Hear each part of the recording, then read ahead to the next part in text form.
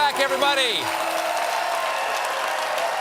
Folks, I am excited to say that my next guest tonight is Peter Jackson, the Academy Award-winning writer and director of a film series I've seen once or twice, The Lord of the Rings. But I dare say his latest film is something equally impressive, the beautiful Beatles documentary, Get Back. Now, to create this film, the Beatles gave Jackson access to over 57 hours of behind-the-scenes footage from the recording sessions from their album, Let It Be. These moments were captured on film. Then they were put away in a vault for nearly 50 years. And Jackson spent the last 4 years poring over this footage and restoring it all in order to tell a history-rewriting story of what the relationships in the last year of that band were really like. Now, due to COVID restrictions, Peter couldn't leave New Zealand, but I had the pleasure of talking with him all the way from Wellington. So, ladies and gentlemen, my conversation with Sir Peter Jackson. Hello, Peter. Hey, Stephen. We're here, eh? Finally got it finished. We can't talk about the night that I showed you all that secret footage. It didn't happen, but you might have seen a lot of it a few years ago. So I shouldn't mention that 2 years ago when I was in New Zealand, I spent the weekend at your house, and we spent 8 hours over 2 days watching raw footage that you showed me in the editing process. That would cause me huge problems if we ever even breathed a word of it. Didn't we actually? I seem to remember we even shed tears that night, didn't we? I seem to. Mind you, I'm not sure if it was about the Beatles. I think I burst into tears when you said I could watch it. I remember that part.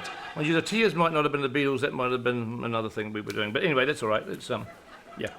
I want to start this interview with something kind of shocking, because this will be the only interview I ever do with you where I don't talk about The Lord of the Rings.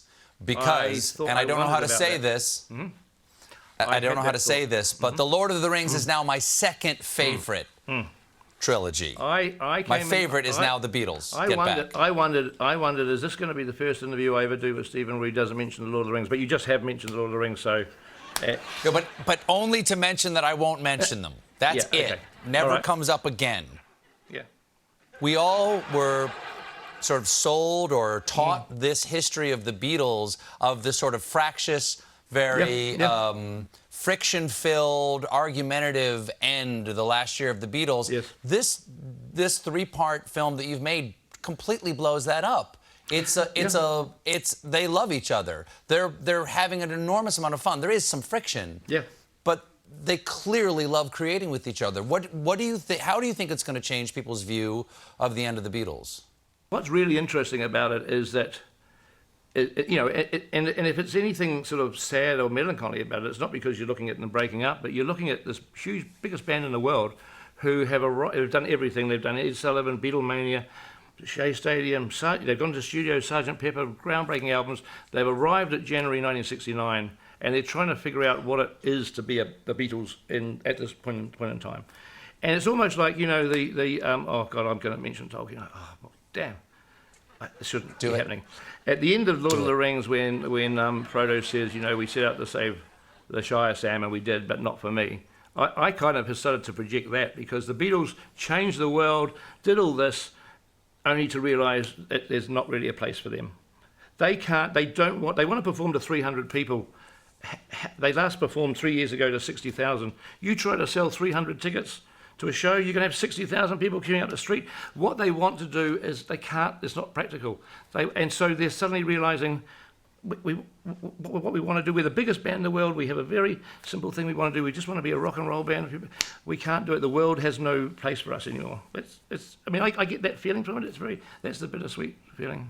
People make a lot of the friendship between John and Paul, and that's often where a lot of the discussion of the friction in the band came. There's a tremendous amount of complexity that's revealed between all of their relationships in this documentary. Yep. But what struck me is that this is, in many ways, a love story. Yeah, I agree. Between all of them, but really between John and Paul. They clearly love each other so much, even like in moments when John might be being a bit of a pill from an outside observer, Paul will laugh and sneak a look to the camera that looks like I mean, what are you going to do? How can you not love John? What did you make of their relationship after spending these many years with them in such an intimate way? Well, I'll tell you one of the things that affected me, and I never even thought about it before, but the footage is there. I had an appreciation at how utterly painful this must have been for Paul, because he's watching his closest creative collaborator, someone he's known since they were 15 or 16 years old, start to drift and go towards Yoko. John's not pushing Paul away, but Paul's watching Yoko now become the creative collaborator John's excited about. John's still, and can you imagine how painful that must be for Paul? How utterly painful. He's just watching it, and he's okay. He deals with it. He's trying to rationalise it, and he loves the Beatles. He loves John. He wants to get on with it. But boy, what? And you feel it. And that never even occurred to me before. It's all about John and Paul started to hate each other. They want to talk to each other. It's all the negative stuff. But it's actually kind of, you see this kind of thing happening. It's like it's wow. One of the most powerful moments for me is when George isn't there, John's not there. George has left the band. They don't know if he's coming back. Yeah. They're not sure what's happening with John. It's just Paul and Ringo, and Linda's there, and Glyn Johns is there, and Michael Linton Hogg is there, the director. And this might have been one of those moments where the cameras were taped over and they didn't know they were being filmed. But there's just a single shot. There's a single shot of Paul saying, basically, if he wants to be with Yoko, that's fine. Like, we can't make him choose. He'll choose Yoko, and that's what he should do.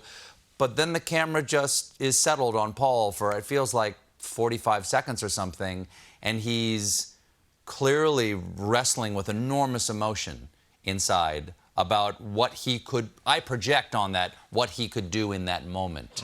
Yeah. What do you make of that moment? Because it's one of the most beautiful and heart-rending moments in this entire thing. Well, I mean, that moment is a moment, because everyone knows that George leaves. That's a moment that there's a possibility that John has also left. John hasn't shown up for work. They know that George has walked out.